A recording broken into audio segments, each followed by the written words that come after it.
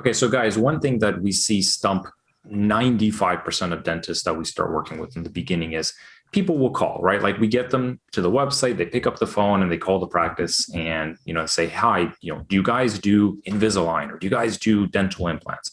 And the staff member says, yes, we do. Are you looking for Invisalign? It's like, well, I didn't call to order a pizza. So yes, I think that's what I'm looking for.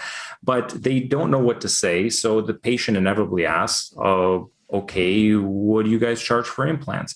And it's at this point that 95% of dental staff have absolutely no idea what to say. They either just flat out give them a random price and the person says, okay, thank you, and hangs up, or they give them the sort of runaround of, I can't tell you anything. We're not allowed to tell you anything. You have to come in for a consultation. And it makes the person feel like you're not being honest with them or genuine. You're just trying to sell them on something.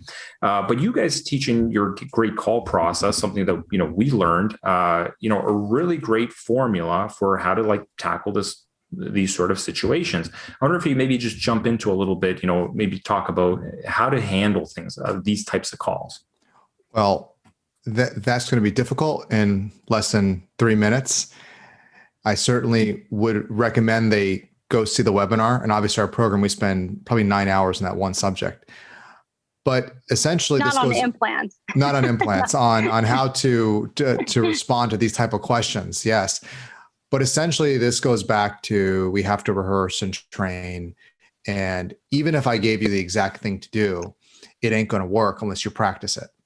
One of the things we talked about in another video is sales and why sales doesn't work, because sales can be manipulative. And also the sales approach. When I say sales in general isn't bad, but it has a negative connotation in terms of, especially in dentistry. So that's why we avoid that word.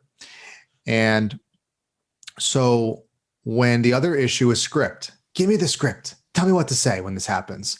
Problem with scripts is they sound scripted.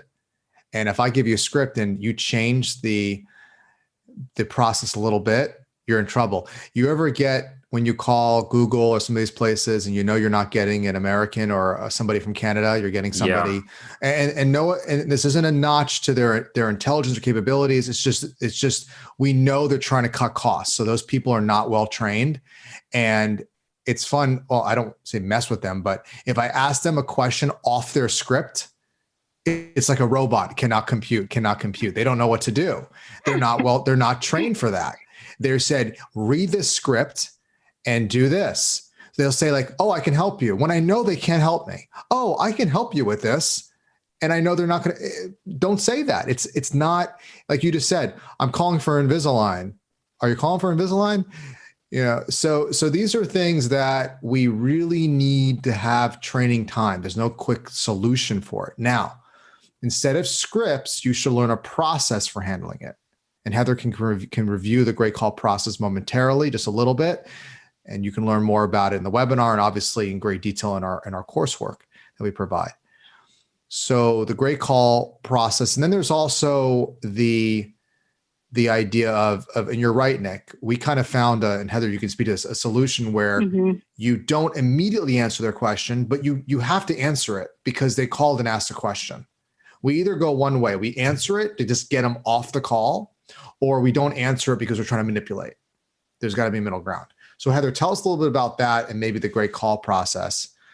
Right. Quick interview, Yeah. I mean, I think a lot of offices, they get caught in that limbo situation where they're either like, I can't give you a price. And then you're basically telling them no right off the bat. And that breaks rapport immediately. And people get defensive and they don't understand, why can't you? And the trust is broken. So there's like something wrong with this office. Like, why are you hiding this? And then there's the other where there's no rapport whatsoever. It's just completely transactional. I say the team is almost like robotic, where they pick up the phone and then it's like, what do you charge for this? And I think the misconception when they hear somebody calling and price shopping or asking the price is that, oh, here's another shopper. They just want the price. They're going to just choose the cheapest office and then they're going to go somewhere else. So why should I even bother getting to know them? But the thing is that most patients, they don't know what else to ask. That's like, they think it's that dentistry is a commodity, just like anything else. And so when they call up, they're like, well, what do you what do you charge for this? And until we find out what are their needs, like how can we really help them and serve them? Maybe sometimes they call and ask about insurance, and, we might not take their insurance, but find out later down the road that they don't care about that, or they don't have, doesn't matter. So there's all these different things. And I think for All-Star, the great call process is we want to find out who they are and how we can best help them. So if they're calling and they're asking about a crown, or if they're asking about a veneer or an implant, it's like, great, like let's get them to kind of pause and back up a few steps and say, like, thank you so much for calling. I'd be happy to help you with this. Can I ask you some questions so I can better assist you? And that allows us to take polite control of the call. That's what we call the transition statement. And we can then ask them some important qualifying questions like, who is this for? How do you know you need it? Stuff like that, because maybe they've been to 5 other dentists and they just want to get another opinion. Maybe they've never been to a dentist. I've had people that would call our office all the time and say, what do you charge for an extraction? And I would say, well, tell me, is this for yourself? What led you to think you needed to have your tooth extracted? I don't know. It just hurts. Well, if we can salvage the tooth, would you rather keep your tooth? And they're like, yeah, I'd rather keep it. They didn't even know that was an option. So we start talking and saying, well, let's get you to come in and take a look at it. And I think that, we don't necessarily want to give them exact prices because we don't know if that's what they really need. We don't know if they need one veneer. We don't know if they need one implant. They might need an implant and something else.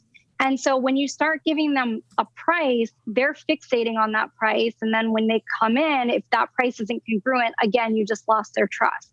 So I would say that, we do what's called the show and tell process, which is where you're showing the value of what your office has for them. You're sizzling your practice. You're talking about the highlights and how it pertains to them. And then you're, telling, and it doesn't have to be a price. It can be just a range. You can talk about, if you don't give out prices for crowns or implants or whatever it is, you can at least say, well, this is what the examination and what the x-rays cost. If they can't afford that, they're most likely not going to be a good candidate for your office anyway. Or you can give some sort of a range, but when you're giving the range, you've already built rapport with them. You've already understood what their needs are, what their wants are. You've talked about the value of your practice and how it pertains to them. And then you're giving this range. So it kind of all puts everything in context for them.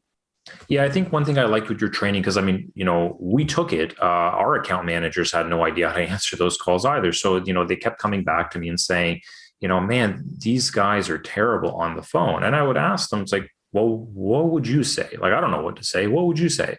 And they had no idea either, right? So we felt it's not really fair to criticize the staff. I mean, if we don't know, what are they supposed to know, right? So when we took your program, and I guess it was probably weird for you guys because it's like we don't work in a dental office. We have nothing to do with that. We just actually want to learn how to do this correctly ourselves. What I liked with your system was that it's not a script, but it gives you a system where it's not super wishy-washy, right? So I've seen consulting companies sort of like go to 2 extremes. Either they give you verbiage that you have to recite word for word, and then you're very robotic, and it basically sounds like you're calling a call center in India. Or it's huge high-level concepts that are difficult for people to understand, like, well, okay, but if the person asks this, what am I supposed to do? They don't really have any tools in their toolkit, right? Because sometimes you might have to apply different tools at different parts. It really depends. Yeah, you need to let the conversation flow a bit naturally. But I like that process of, here's how you can use a transition statement to, segue into asking questions. You need to ask really good questions to better understand their situation. And, it'll make them feel like, hey, this person actually cares. Everyone else just either gave me the price or try to get me to come in. This person's actually spending 5 minutes to talk to me and get to understand my problem a little bit. Then you talked about the selling the sizzle. This is so key because most people that are calling, they're really trying to figure out, why should I pick you, right?